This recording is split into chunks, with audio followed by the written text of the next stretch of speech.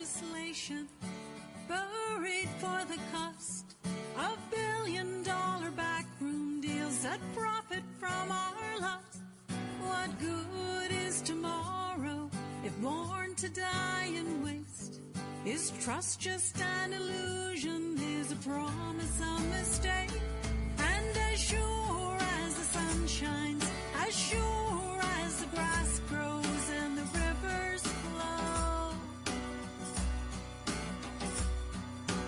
I'll be there beside you, pulsing through your veins. You'll feel my heart, you know. Time has come to recognize deceptions of the past, seek truth and stand together at last.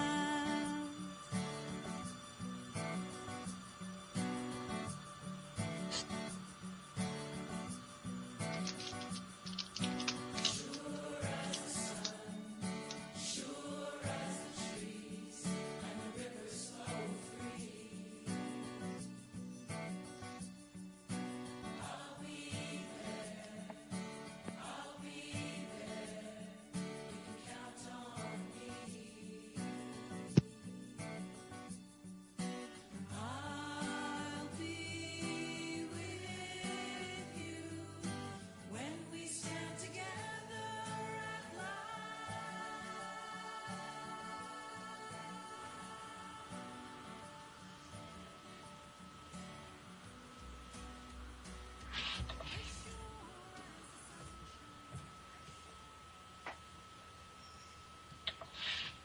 Hey, welcome everybody. You see why what matters worldwide. And we're going to take a look up. Is it a chem or a con? Charlie Kim's trail report on geoengineering. And tonight we're discussing contrail formation and science. And I have a few guests coming on. I have Tim with me right now. Welcome. I'm glad you could make it. And I look forward to our conversation tonight. Okay. Do I have you, Tim? I think I was on mute. Can you hear me now? Yes, I got you. Welcome. Sorry about that. All right. George, call in. The call-in number. We're going to open up phone lines to some questions later on. But if I can get George to call in, and we're going to have Vibe Matters later, and he's going to have a little bit to add. And did your friend there, I forget his name, did you get him lined up? Is he going to want to call in? Yeah, Jay said he should be calling in. Okay, great. That's what he said as of yesterday morning, so I'm looking forward to him calling in. I gave him the phone number, and he knows how to get in touch with me. So, all right, great. Welcome everybody in chat. If you're not in chat, come in and say hello. Got a growing number in here, and let's just go. Let's go ahead and talk about this. I'd like to thank Phyllis Sinclair for at last, and my mantra here on What Matters Worldwide. Well, I look forward to that day when we can look back and sigh of relief and say at last. And Jaja takes us the outro out at the end of the program, and that's radioactive, and that's what we are here on UCY is radioactive. And we're going to share some information here that may have some people wanting to pull their hair out, because a big portion of the audience here believes that chemtrail operations are going on, or rightfully known as geoengineering. But we're going to stick to the topic of contrail formation tonight. And I know we'll probably want to come back and visit this again in a later broadcast. This is part 3 right now, so you can find back through the archives and listen to the other shows also on pro chemtrails and geoengineering. So let's just start out and ask what is a contrail, and what parameters does it need to form? Well, I can take that at first. There's really no one particular thing. It's a number of different things that cause a contrail to be formed. Most have to do with, of course, temperature and the relative amount of what's called ice supersaturation in the atmosphere where the plane is currently flying through. It always ties to atmospheric conditions. You can't have a contrail at 1,000 feet, down in our surface area, temps and humidity. Has to be up higher. And all the research that I've read and studied and researched on, all the scientific papers, all tie that together. It's very clear. They were first noticed back in around like 1918 and observed and written about and studied from that point to now. And there's pretty clear science on it. They've always spread at times when the conditions are correct into literally the papers themselves and the science papers describe that very thing that people say now didn't happen until the last 15 years. That's simply false. It's always been that way. There's a lot more of it now. We had a peak in air traffic in 2000. As you well may know, the next year we had 9/11. Air traffic dived greatly at that point from nothing to still not to where it was in 2000 right now, but almost and on its way.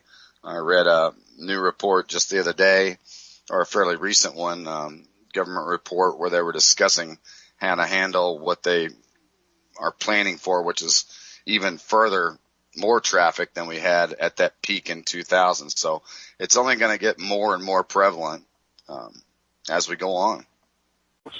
Hi, Jay. Hello. Welcome. Hey, Jay. Hi. This is Tim? Yep. How you doing? I'm fine, thanks. Good day. Good. And we have another call. I'm going to bring that in. That might be George there. And introduce yourself. I'm sorry, first caller, give me your name again. I just called. Okay. I haven't left my name, but actually I'm calling for George. Hang on a second. Okay, awesome. And the other caller, Tim, your friend, what was his name? This is Jay Reynolds. Jay Reynolds? Yes, my name is Jay Reynolds. Now, you have some credentials. You're a researcher. You've been at this for some time. Yes, I believe I'm probably the original chemtrails debunker. Okay. I've been looking at this since 1997. Okay. So let me just. Hey, what? Can you guys hear me? Yeah, is this George? That's George. Okay, welcome to the show, George. This is our panel, and I'm gonna bring Vibe in too. And Connie, you're welcome to call in. I wish you would. I want to ask questions along the way. And Jay, why don't you take off? And I'm just going to let you say what you want to say. Okay. Well, if there's anyone here that believes in chemtrails but wishes that they weren't true, I'm here to make your wish come true. Hey, Jay, I say exactly the same thing. I came to the exact same realization. I used that same line. Well, just to give you a little background, I'm a mechanical engineer. I work on ships as a chief engineer. But in previous years, I was a gas turbine engineer. And I got involved in this through a friend of mine named Bill Cooper. His name was William Milton Cooper, and he's one of the world's most famous conspiracy theorists. And Bill asked me to look into it in 1997, and we did a couple of shows on his radio broadcast, The Hour of the Time, back in 1999 when it started to take off. But just to give you the background, Chemtrails started as a hoax email that went out September 17th, 1997. So we're at 15 years on.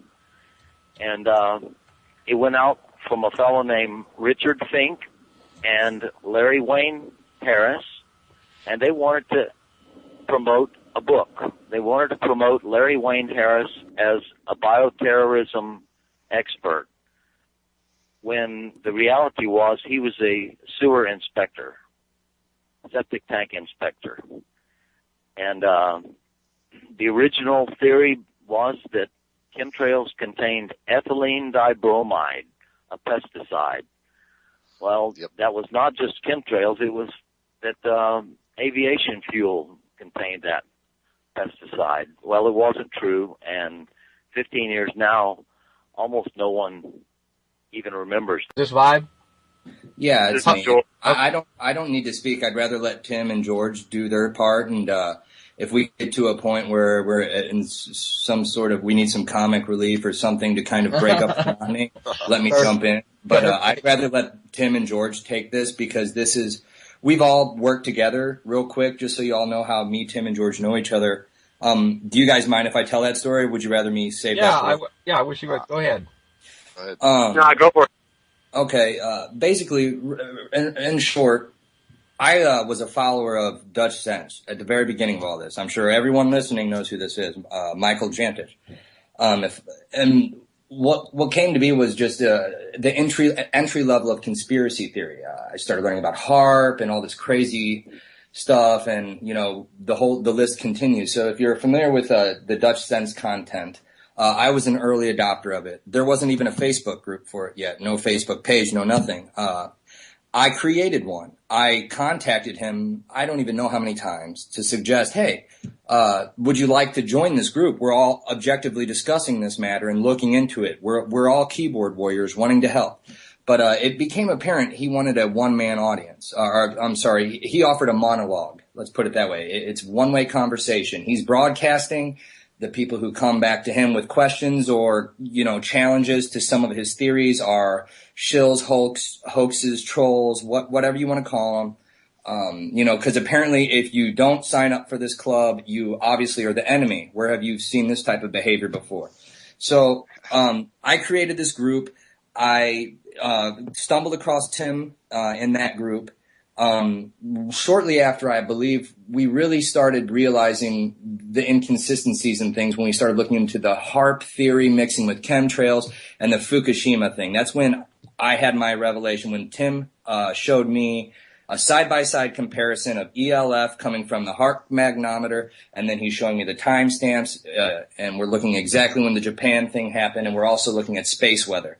So we tied all these things together, and I know this is kind of cryptic what I'm explaining, but long story short, we collaborated. And that's what my goal was with the Dutch Sense group, was because I knew that people were coming into this and we needed to talk about it. It wasn't something that we needed to let this one guy have this forum where he's just dishing all this info. And everyone knows the guy's a censorship freak. I'm sorry, he is. And, I tried very, very, very kindly many times to offer him the group before I became a disbeliever. Even after I was convinced it wasn't legit, I still offered it. He would not take the group. So everyone's saying I created this group as a troll to make fun of him. No, we evolved. He didn't. So that's where we are. I stumbled across George in a various, believe it or not, just a photo thread. People sharing in your news feed, and you read all the crazy comments, and I realized, oh, look, there's one guy like me in this group who's basically fighting all these other conspiracy theorists and contesting them and providing links and facts. He's not just being oh, you guys are conspiracy nuts and leaving it there. He was giving evidence. And that showed me that George was on the same page as me and Tim and all the others in the group, So a lot of us were in this group not just trying to debunk. Like, that's not our inherent goal here, is to be that debunker. We're also just trying to discover what's going on. And that's where I've been. I'm probably, of all these guys, the most of the lofty thinkers, I would say. I'm not the science guy as much as Tim and George are, but I also have that objective common sense. Long story short, that's that. We created a group and we evolved, and that was it. So I'll leave it there. I don't want to take any of these guys' time. Thanks, Vibe. That's pretty good. It's important to be able to discuss ideas, especially if they are not. I'm making a cloud of my own right now. I had my breath held. Hold on. It is important to discuss ideas, and especially if you've got a counter thought. We're gonna get you to come in a little later on the phone if you'd like. So right now we're gonna go to George and take her away, George. Hey guys. It's funny, I've never actually talked. I'm sure people are going on. They love the troll bit. So me and Vibe and Tim are trolls already, but I've never actually heard their voice. It sounds kind of funny. But I started with chemtrails in like 2003. My experience is different than probably all the rest of these guys, because I believed it for like, oh God, probably 5 or 6 years. people were telling me about it, and then like 2 or 3 or 4 people told me like, oh, the chemtrails, and I'm like, no. And then I looked into it, and then I got tricked by it. Really, the only thing there is the stuff coming from these websites and just lots of contrails. Like, if you just look up pictures of contrails, it's all, there's not much, there is no smoking gun except for just like web articles. So like, I believed it for 5 years-ish to like 2008. Then I realized that these people were they were either using words they don't understand or inventing words. So I started to fact check each individual little item, and just to my amazement, everything just fell through the crack. So I started to talk to these people like, hey, this isn't right. This one right here, that's actually a firefighting plane, that smoke generator. That, I would discuss with all my friends, the chemtrailers, that a couple things aren't accurate, and they just rejected it outright. I was a troll immediately, so I kind of like went further into it. And when you actually look at it, by my guess, about 85% of what they say is wrong. Geoengineering is real. It's a horrible idea. The military sucks. They spray us occasionally. Like, that stuff's true. I know about all that. I've been to every single chemtrail site, but every single one of them is lying. And if you look on the right side of the page, you'll see the donate links, the links to all their little paid profit, their little fake free energy machines. The MREs, the food, the water purification tablets, and all that. To be fair, people have a cost of maintaining a site and stuff. So it's like I would buy all of that stuff, but this is just generation of fear.